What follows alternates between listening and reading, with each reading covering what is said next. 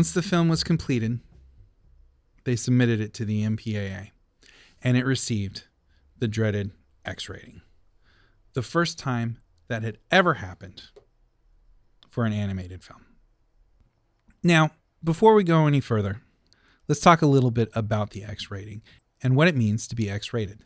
The X rating is what the MPAA originally used for films that were harder than an R rating.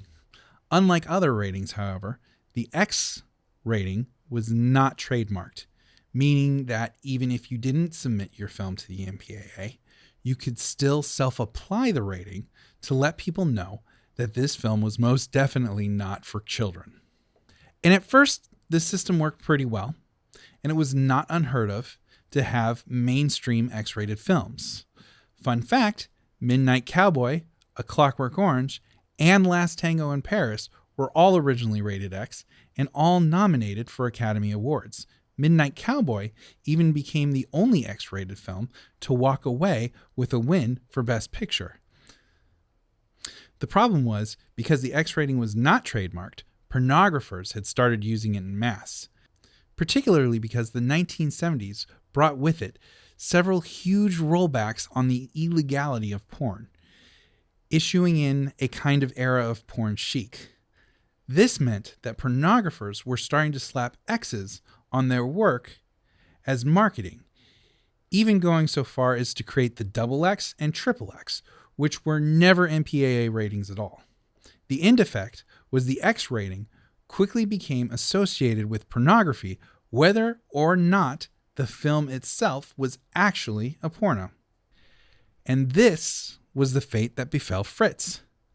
Though, as mentioned before, the distributor Cinemation had recently had somewhat of a hit with the X-rated Sweet Sweetback's Badass song, and he decided to lean into the X rating.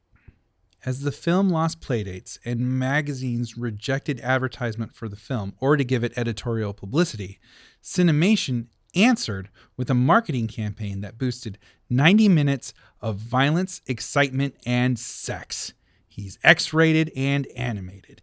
And in case you couldn't tell from my voice, sex was all caps. I think that's very important. Bakshi himself wasn't a big fan of this approach to the marketing, claiming he almost didn't deliver the film because of the exploitation of it. But the advertising worked. It grossed $25 million in the US, over $90 million worldwide, against its estimated $700,000 budget. Despite its advertising campaign, the film would be solidified as not pornography by receiving praise in Rolling Stone and The New Yorker, and even being accepted into the Cannes Film Festival.